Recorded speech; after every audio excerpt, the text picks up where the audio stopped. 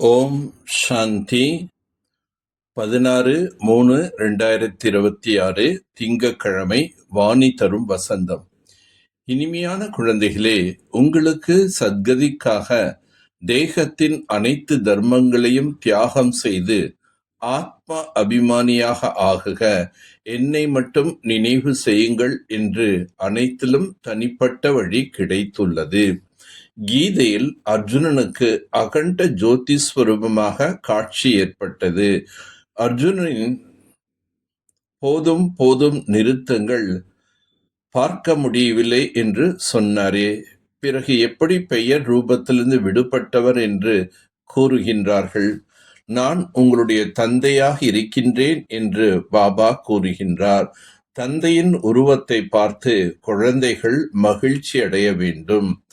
என்னால் பிரகாசத்தினை சகித்து கொள்ள முடியவில்லை என்று எப்படி கூற முடியும்? நாங்கள் மிகவும் ஏழையாக ஆகிவிட்டோம் என்று பக்தர்கள் சொல்கிறார்கள். ஹே பாபா, எங்கள் அனைவருடைய பையையும் நிரப்புங்கள். பிறவி பிறவிகளாக பக்தர்கள் பாடிக்கொண்டே இருக்கின்றார்கள். சத்திய யுகத்தில் பக்தி நடப்பதில்லை. அங்கே தூய்மையான தேவி தேவதைகள் இருக்கின்றார்கள். பக்தர்களை ஒருபோதும் தேவதைகள் என்று சொல்லப்படுவதில்லை. பகவானைத்தான் பாபா என்று சொல்லப்படுகின்றது. பக்தர்கள் அனைவருக்கும் ஒரே பகவான் ஆவார். மற்றவர்கள் அனைவரும் பக்தர்கள் ஆவார்கள்.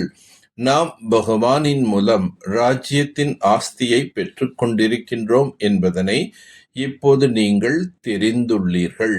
இது உண்மையான கீதையாகும்.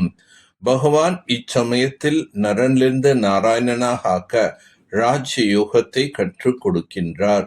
ராஜாவோடு கண்டிப்பாக பிரஜைகளும் இருப்பார்கள். லக்ஷ்மி நாராயணன் மட்டும் உருவாக்க மாட்டார்கள், முழு ராஜ்யம் உருவாகின். சாது சந்நியாசிகள் ஆத்மாவில் எதுவும் ஒட்டாது என்று சொல்கிறார்கள். மற்றும் நல்ல கெட்ட சம்ஸ்காரங்கள் ஆத்மாவில்தான் இருக்கின்றது என்றும் சொல்கிறார்கள். அதன்படி ஆத்மா மறுபிறவி எடுக்கின்றது. பிறகு ஆத்மாவில் எதுவும் ஒட்டாது என்று ஏன் கூறுகின்றார்கள்? ஆக இரண்டு விதமான கருத்துக்களை அவர்கள் தெரிவிக்கின்றார்கள். உண்மை எது என்று அவர்களுக்கே தெரியவில்லை. பாபா சத்தியத்தை கோருகின்றார். வியாசர் எந்த ஸ்லோகம் போன்றவைகளை உருவாக்கினாரோ அது ஒன்றும் பகவான் பாடியது அல்ல. ஈஸ்வனுடைய சொல்லும் வழியும் தனிப்பட்டது என்று சொன்னது யார்? ஆத்மாவின் சத்கதிக்கான வழி எதுவோ அதை ஸ்ரீமத் என்று சொல்லப்படுகின்றது. குழந்தைகளாக நீங்கள் எவ்வளவு பெரிய லிங்கம் உருவாக்கி உள்ளீர்கள், அது ஒன்றும் என்னுடைய ரூபம் இல்லை என்று பாபா கூறுகின்றார். நாம் தீவிர பக்தி செய்வதனால் காட்சி கிடைக்கின்றது என்று பக்தர்கள் நினைக்கின்றார்கள். காட்சி கிடைத்து விட்டது என்றால் நமக்கு பகவான் கிடைத்து விட்டார் என்று கருதுகிறார்கள். அல்ப காலத்தின் சுகம் கிடைக்கின்றது, தரிசனம் கிடைத்து முடிந்தது, ஜீவன் முக்தியை அடைந்தார் என்பது கிடையாது. காட்சியின் மூலமாக அல்பகால சுகம்தான்.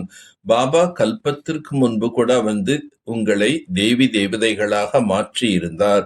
நான் கல்பத்திற்கு முன்னால் உங்களுக்கு சத்கதி கொடுத்திருந்தேன். பிறகு 84 பிறவிகள் எடுத்து அவசியம் கீழே இறங்கி வர வேண்டியதாக உள்ளது. பகவானுடைய மகா வாக்கியம் 100% தூய்மை மற்றும் அனைத்தும் உடைய, எப்பொழுதும் ஆரோக்கியம், எப்போதும் செல்வந்தர்களாக இருந்தீர்கள். எந்த நோய் மற்றும் துக்கத்தின் விஷயம் இருக்கவில்லை. சுகம் நிறைந்த இடமாக இருந்தது. அதனை அல்லாவின் தோட்டம் என்று சொல்லப்படுகின்றது.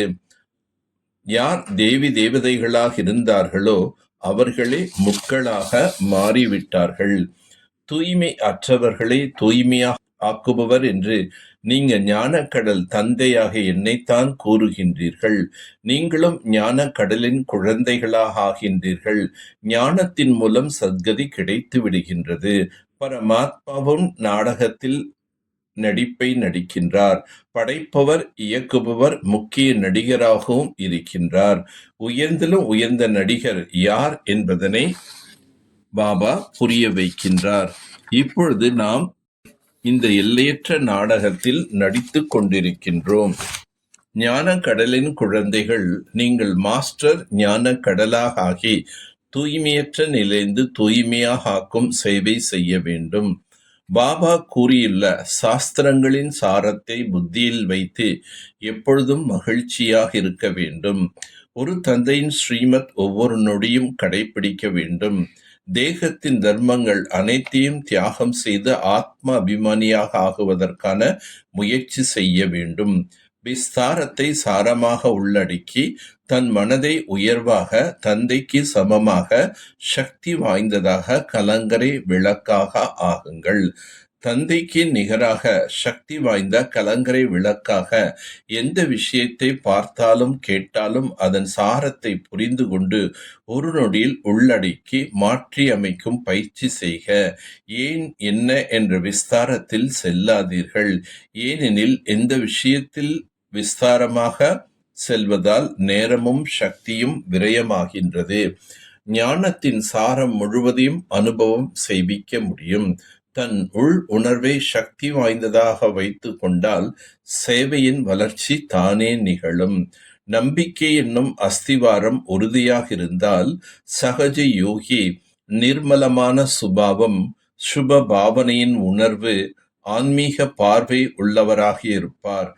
நடத்தையிலும் முகத்திலும் எப்போதும் சரளத்தன்மையின் பொழிவு அனுபவம் ஆகும். ஆகவே ஒவ்வொருவரின் சிறப்புகளையும் நினைவில் வைத்து ஒருவருக்கொருவர் நம்பிக்கையுடன் இருந்தால் அவர்களின் கருத்துக்களில் மாற்றம் ஏற்படும். நல்லது. ஓம் சாந்தி. ஓம் சாந்தி. ஓம் சாந்தி.